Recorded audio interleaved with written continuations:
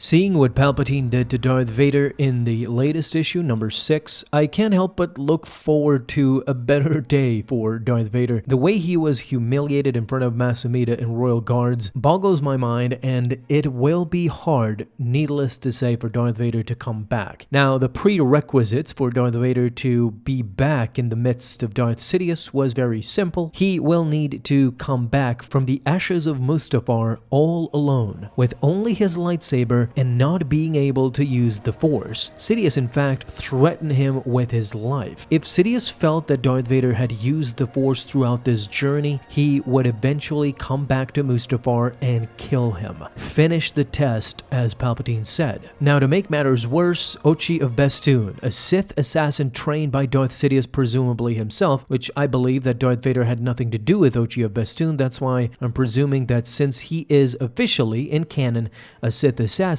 he was trained by Palpatine. Now Palpatine has sent Ochi of Bestoon to Mustafar to hunt down Darth Vader, who cannot use the Force. This way, it will probably be a level playing field between these two, between Vader and Ochi. So to jump forward a bit to issue number 9, coming in January of 2021. I mean, yeah, the year does frighten us 2021, but you need to remember that this is only 3 months away. This is the cover for that comic issue. If you simply look at the comic issue alone and the cover, it is beautiful. There are so many things happening in this comic cover that it honestly merits a video onto its own, but we're gonna talk about something specific that you can see in this cover, and that is Darth Vader's new limbs. Remember, in this issue that was released a couple of days ago, Darth Vader gets destroyed by Sidious and all of his limbs are crushed by the Force. He is now left without 2 legs and his left arm. Only his right arm remains somewhat intact. In this cover, you can see that Darth Vader has taken matters into his own hands. There is one leg that seems to be a B1 battle droid leg,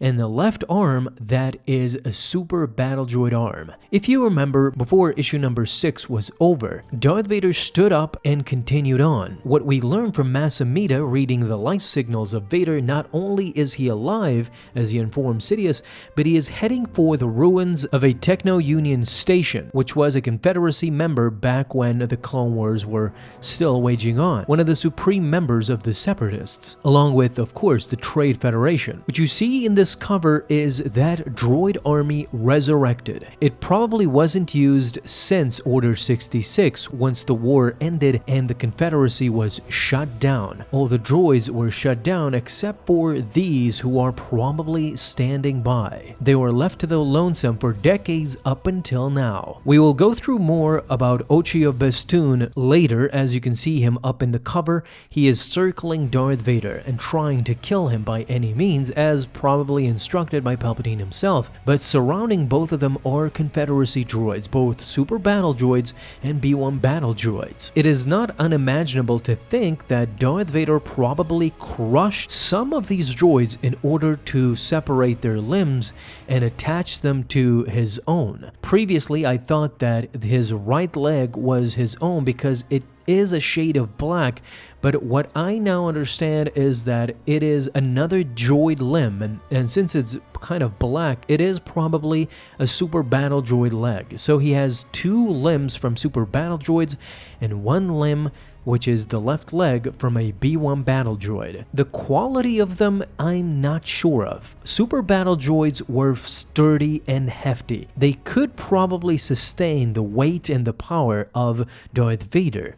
However, the left leg of a B1 battle droid is very flimsy, to say the least. In any battle that we have seen B1 droids, either on the Battle of Naboo or Geonosis, they are very, weak and flimsy. They're meant to be disposable in a way, so I really suspect that that leg will be able to sustain Darth Vader for very long. However, he is adapting. He is going after everybody, and even though he lost his limbs, as I said, he is creating new possibilities and new ways to survive by attaching himself with new droid limbs. Although still machine, he has the pragmatism and the mind of a human, of a superior human, in fact, of Anakin Skywalker, the very resourceful Jedi, now turned Sith. This cover though shows Ochi of Bestoon as well, and I have talked about him previously, which if you guys missed it, this is what I think is happening in this cover. Now, if you guys aren't familiar with Ochi of Bestoon, he was a humanoid alien male that we saw in Rise of Skywalker. Well,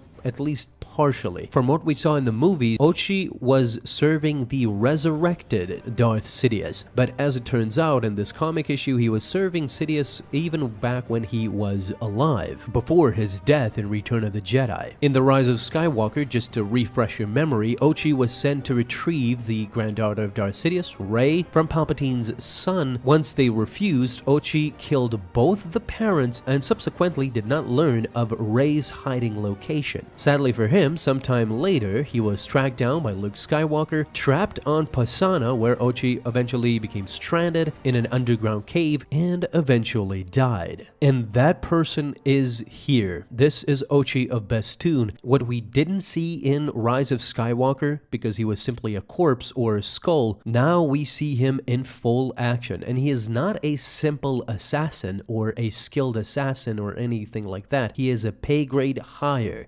He is officially, in canon, a Sith assassin. These guys were very prominent in Legends, but now in canon they're being reintroduced. Sith assassins are starting to get more of a mention, and here we see a Sith assassin who presumably was trained by Sidious. The surrounding area is what I believe the insides of Darth Vader's castle, somewhere inside what we are not familiar with. Darth Vader's castle is not very mechanical, but it seems that this place kind of is. He looks disheveled. He is beaten down and you can see it. The last time he looked so bad was against Master and Fallout, when he fought the Jedi Master way back when in the 2017 comic issues. You can see his left arm. He has attached a different arm, seemingly because it was cut by Ochi of Bestoon, what I can presume, of course. He attached a different mechanical arm and it looks like a super battle droid arm. One of his lenses is broken, so you can see his flesh. His cape is all ripped up and messed up, and both of his legs are showing, his mechanical legs. The right one might be Vader's himself, as it is dark looking and with a black tint, but the left one I think is a B1 battle droid leg. So half of Vader is himself and the other half is all droid. The arm is super battle droid and the leg is B1 battle droid. So something extremely weird is, as I said, is happening in this cover. It's so much information all at once that it boggles the mind. So I would love to make more videos on this and just go through what would this mean and what would happen if speculation and theories in my mind are correct about this comic issue.